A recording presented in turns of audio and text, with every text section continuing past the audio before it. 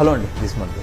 ఒక పండిపోయిన ముసలి తాడి చెట్టు కింద ఒక కాంగ్రెస్ ఓడు, బీజేపీ ఓడు, పోతే పీకే అనుకోండి, ఇలా ముగ్గురు కూర్చొని వనభోజనాలు చేస్తూ ఉన్నారట. ఇంతలో అకస్మాత్తుగా కరెక్ట్గా పెరుగన్న సీన్లో దరిద్రం కాకపోతే ఒక తాటికాయ వచ్చి పీకే పల్లెంలో పచక్కమని పడిందట. కాంగ్రెస్ ఓడేమో బ్రో నేను ఎప్పుడో ఒక కాకి చెట్టు మేయించి లేవడం చూశాను, తింగరది అదే పడేసి ఉంటుంది అని చెప్పబోతుంటే, అరే ఏం మాట్లాడుతున్నావు నాకు తెలీదా, ఈ గాలికి ఎయిర్ ఫ్రిక్షన్, డ్రాగింగ్ ఫోర్స్, ఈ గ్రావిటేషన్ ఫోర్స్ ఎన్ని ఎక్కువ అయ్యి తాటికి కింద పడేసాయి, అలాంటప్పుడు ఆ తప్పు కాకిదాలు అవుతుంది. అరే నేను ఇంటర్లో ఒకేసారి 3 గ్రూపులు చదివినోండి, నాకు తెలీదా ఈ ఫిజిక్స్, తాటి చెట్టు, హైటు, వెయిట్ అని వాదిస్తుంటే మధ్యలో బీజేపీ ఓడి దూరి, భక్త ఇదంతా ఆ దేవుని మహిమ, నిన్ను కాపాడాలనుకున్నాడు కాబట్టే ఆ గాలిని మంత్రాలతో అలా ఇలా చేసి తాటికాయని నీ ప్లేట్లో పడేలా చేశాడు, నువ్వు చెడ్డోడు ఉంటే దేవుణ్ణి బుర్రబగలగొట్టేవాడు కదా అన్నాడట. వామ్మో నిజమే కావాలనుకొని పీకేతో పాటు సదరు స్టోరీ తెలుసుకున్న భక్తులందరూ మరుసటి రోజు నుండి తాటికాయ ఎందుకు కింద పడిందని ఆలోచించడం మానేసి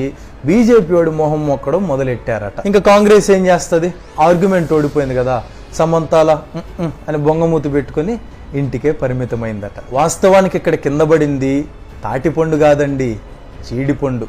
జీడిపి, గ్రాస్ డొమెస్టిక్ ప్రొడక్ట్, స్థూల దేశీయ ఉత్పత్తి. ఒక పిల్లవాడికి బడిలో తను రాసిన పరీక్షల్లో వచ్చే మార్కులను బట్టి టాలెంట్ని ఎలా అయితే డిసైడ్ చేస్తారో, అలాగే ఈ జీడిపిని బట్టి కూడా దేశ అభివృద్ధి స్థితిని లెక్కిస్తూ పెరుగుతుందా, తగ్గిపోతుందా, లేదంటే అలానే కాన్స్టెంట్గా ఉందా, ఇవన్నీ చెప్తా ఉంటారన్నమాట. సో గత ఆర్థిక సంవత్సరం యొక్క మొదటి త్రైమాసాలు అంటే ఏప్రిల్, మే, జూన్ వీటితో పోలిస్తే ఈ సంవత్సరం 23.9% కిందకి అంటే మైనస్ వాల్యూస్లోకి పడిపోయిందట. అయితే దీనికి కారణాలు కోవిడ్ లాక్డౌన్ ఒక్కటే కాదు, మీరు గతంలో దాంతోపాటు తెలిసో తెలియకో చేసిన తప్పులు చాలానే ఉన్నాయి, దానికి సాక్ష్యాలు ఇవే. కావాలంటే ఈ గ్రాఫ్ చూడండి, 2018 నుండే మనం తగ్గుముఖం బట్టి ఉన్నాం. వీటన్నిటిని మీరు భవిష్యత్తులో ఎలా సరి చేసుకోబోతున్నారు అని ప్రభుత్వాన్ని ప్రశ్నించబోతుంటే మన ఫినాన్షియల్ మినిస్టర్ నిర్మలా సీతారామన్ గారు, భక్త ఇదంతా ఆ దేవుని మహిమ, యాక్ట్ ఆఫ్ గాడ్ అని తోసిపుచ్చిందట. ఇన్ఫ్యాక్ట్ ఈ జీడిపి మన ఒక్క కంట్రీయే కాదు, కోవిడ్ ఊపులో చాలా దేశాలకి తగ్గిపోయింది. కానీ అందరికన్నా దరిద్రంగా 23.9% తగ్గిపోవడానికి కోవిడ్ కాకుండా ఎకనమిస్ట్ చెప్తున్న మిగిలిన రీజన్స్ ఏంటో ఒకసారి చూద్దాం. Number 1, demonetisation and GST.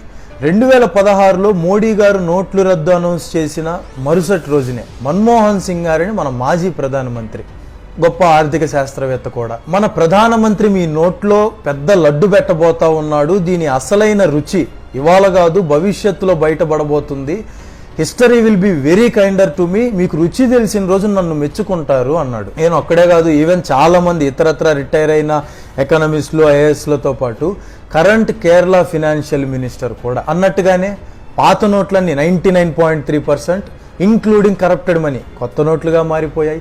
Finally demonetisation it is a useless disaster అని కళ్ళకు కట్టినట్టుగా ప్రూవ్ చేయబడింది. గ్రాఫ్లో మీరు కూడా చూడొచ్చు, క్యాష్ ఫ్లో సరిగ్గా జరగక 2016 నుండి జీడిపి ఏ విధంగా గుంగిపోయి కనీసం 2017లో కూడా డిమానిటైజేషన్తో అనుకున్నంత రిజల్ట్స్ రాబట్టలేక 2018కి మళ్ళీ అదే స్టేజ్కి వచ్చి ఎలా దిగజారిపోవడం మొదలెట్టిందో. పోతే జిఎస్టీ, ఇది ఒక భారీ బడ్జెట్ అండ్ ఎక్స్పెక్టేషన్స్తో మార్కెట్లోకి దూసుకొచ్చిన అట్టర్ ఫ్లాప్ సినిమా. జిఎస్టీ మతలబ్ గూడ్స్ అండ్ సర్వీస్ ట్యాక్స్ నయ్యే, గబ్బర్ సింగ్ ట్యాక్సే. నువ్వు ముక్కు ఇలా బొట్టుకున్నా రెండు ఒకటే కదా. సామాన్య ప్రజల దగ్గర ముక్కు పిండి మరి ఇంకా కొంత శాతం ఎక్కువగానే దండుతున్నారు. కానీ దానికి తగ్గ ఉపశమనం ఏది? ఉద్యోగాలు ఏమన్నా పెంచారా? పోనీ హాస్పిటళ్ళు? నథింగ్. గుళ్ళు, గోపురాలు, స్టాచ్యూస్ మాత్రం ఆకాశాన్ని అంటేలాగా బాగా కట్టించుకున్నారు. దేనికోసం?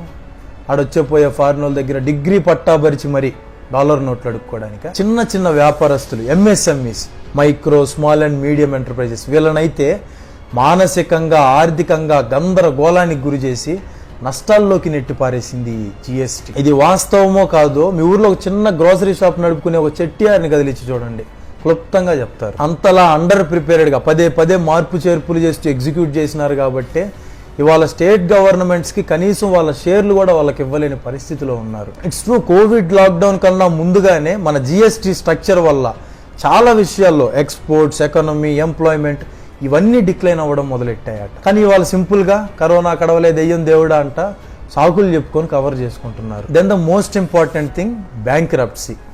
X RBI governor Raghuram Rajan గారు. బీజేపీ గవర్నమెంట్ వచ్చిన కొత్తల్లో అయ్యా ఈ లిస్టులో ఉన్న మహానుభావులందరూ భారీ ఎత్తున బ్యాంకుల దగ్గర అప్పు చేసి ఉన్నారు, అంతేకాకుండా విల్ఫుల్ డిఫాల్టర్స్, ఎగ్గొట్టే రకాలు, దయచేసి చేయిజారక ముందే జాగ్రత్త పడండి అంటూ గవర్నమెంట్కి ఒక ఉత్తరం రాశాడట.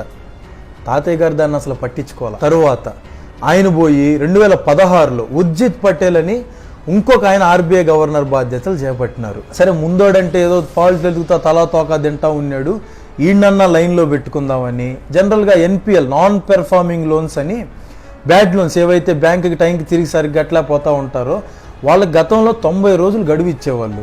అయితే దీన్ని మన మోడీ గారు ఏం చేయించాడంటే దీన్ని 180 రోజులకు పొడిగించండి అని ఆర్బీఐకి ఉత్తరం రాయించాడట. ఇప్పుడు నేను చెప్పేవన్నీ former RBI governor Urjit Patel గారు రిటైర్ అవ్వడానికి గల కారణం ఏంటో బయట పెడుతూ తన పుస్తకంలో రాసుకున్న మాటలు. కావాలంటే మీరు కూడా చదవచ్చు, అమెజాన్లో ఉంటుంది. సో ఈ మోడీ గారి ఆర్డర్కి ఉర్జిత్ పటేల్ స్పందిస్తూ పెద్దనేళ్ళకి 90 రోజులే మోర్ దెన్ ఎనఫ్, చాలా ఎక్కువ, మళ్ళీ దీన్ని మనం పొడిగించి 180 రోజులు చేయటం వలన వీళ్ళు ఏదో సాకులు చెప్పుకొని విదేశాలకు తప్పించుకుంటారు అని ఆయనకున్న చదువుకున్న తెలివితేటలతో ఏదో సలహా ఇవ్వబోతుంటే పైనుంచి కిందాకి ఇలా పొల్లు గురుకుతూ చూశాడంట. ఇంకేం చేస్తాడు, ఈ గవర్నమెంట్కి నేను నచ్చట్లేదేమో బాబు అనుకొని ఉద్యోగానికి రాజీనామా చేసి వెళ్ళిపోయినాడు. దాని తర్వాత శకుంతలా దాస్ అని ఒక రిటైర్డ్ ఐఏఎస్ ఆఫీసర్, ప్రస్తుతం ఆయనే ఉన్నారు. ఈయన హిస్టరీ చూస్తే హిస్టరీ చదివినోడు కానీ ఎకనమిస్ట్ కాదు. ఆయన్ని తీసుకొని వచ్చి కూర్చోబెట్టారు. రావడం ఓకే 180 days టైం ఇవ్వాలా, సరే కానివ్వండి. ఏంటి రైట్ ఆఫ్స్ కూడానా, అలాగే చేసుకుందాంపా. అక్షరాల 156,702 కోట్ల నాన్ పెర్ఫార్మింగ్ లోన్స్ టైంకి రికవరీ చేయలేక సింపుల్గా రైట్ ఆఫ్ చేసుకున్నారు. ఇందులో బెనిఫిట్ అయిన కుబేరులు ఎవరో తెలుసా? అంబానీ తమ్ముడు ఒకడు, అదానీ, మెహుల్ చోక్సీ, విజయ్ మాల్యా, నీరవ్ మోడీ, లలిత్ మోడీ, సుజనా చౌదరి, సీఎం రమేష్ ఎక్సెట్రా. పైకి మళ్ళీ భక్తులందరినీ మభ్య పెట్టడానికి మేము టెక్నికల్లీ మాత్రమే రైట్ ఆఫ్ తీసుకోమని చెప్తున్నామండి, ఖచ్చితంగా కట్టించుకుంటాం. ఎప్పుడు ఎలక్షన్ టైంకా? ఈ భారం అంతా మన దేశ ప్రజలే కదా మొయ్యాల్సింది. మీ చెవిన పడిందో లేదో మన కంట్రీలో ఉద్భవించిన కాంట్రవర్షియల్ ఇష్యూస్, ఈ రఫేల్ మ్యాటర్ కావచ్చు, సిబిఐ డైరెక్టర్ అలోక్ వర్మని డిస్మిస్ చేయడం, ఇలా చెప్పుకుంటా పోతే అప్ టు అయోధ్య, ఇలా ఎన్నో కీ ఇష్యూస్లో తీర్పు చెప్పిన former chief justice Ranjan Gogoi గారు ఇప్పుడు ఎక్కడున్నారో, ఏ పార్టీలో ఉన్నారో, ఏ పొజిషన్లో ఉన్నారో మీరు తప్పకుండా తెలుసుకోవాల్సిన అవసరం ఉంది. నేను చెప్పడం కన్నా మీరే గూగుల్ చేయండి, బండల్ ఇన్ఫర్మేషన్ మీకే వివరంగా కనపడుతుంది. అంటే గబక్కన ఏదైనా కాంపిటేటివ్ ఎగ్జామ్స్లో అడిగితే కనీసం ఆ బిట్ల కోసమన్నా రుద్దాలి కదా. ఏదో హడావుడిగా ఒకరోజు చప్పట్లు కొట్టేసి రెండో రోజు దీపాలు వెలిగించేసి స్ట్రిక్ట్గా స్టేట్ గవర్నమెంట్లకు కూడా ఫ్రీడమ్ ఇవ్వకుండా తాళాలేసేసామని చప్పట్లు కొట్టుకున్నారు. కానీ ఇండియాలో జరిగినంత వర్స్ట్ లాక్డౌన్ ఇంప్లిమెంటేషన్ ఏ కంట్రీలోనూ జరగలేదట.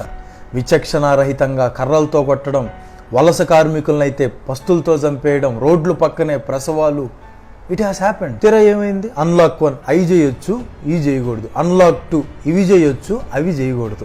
అన్లాక్ 3 అవి లేదు మీ ఇష్టం వచ్చినట్టు చావండ్రా బాబు, మా వల్ల కాదు. ఇంతేకాదు, ఓ మైనా ఎక్ బార్ కర్తాయనా, ఓ మన్ కీ బాత్ నయ్యే, మన్ కీ బాత్ అని ఎద్దేవా చేస్తూ ఏదో ఒక ర్యాండమ్ టాపిక్తో TikTok, PUBG, Sushant Rajput, Rafale jets ఇలాంటివి తీసుకొని వచ్చేసి మీడియాలో కావాలని మా ఇబ్బందుల గురించి ప్రస్తావించకుండా జనాల మూడ్ని డైవర్ట్ చేస్తున్నారని మిలియన్స్ ఆఫ్ స్టూడెంట్స్ డిస్లైకులు కొడుతూ డిజిటల్ ప్రొటెస్ట్ చేస్తున్నారు రీసెంట్గా. ఇదంతా నిజమే కదా? లేదంటే దీన్ని కూడా భగవంతుడు మన్ కీ బాత్ వీడియోలను టార్గెట్ చేసి డిస్లైకులు కొడతా కూర్చున్నాడు, యాక్ట్ ఆఫ్ గాడ్ అని పిలుచుకోవాలని చెప్తారేమో.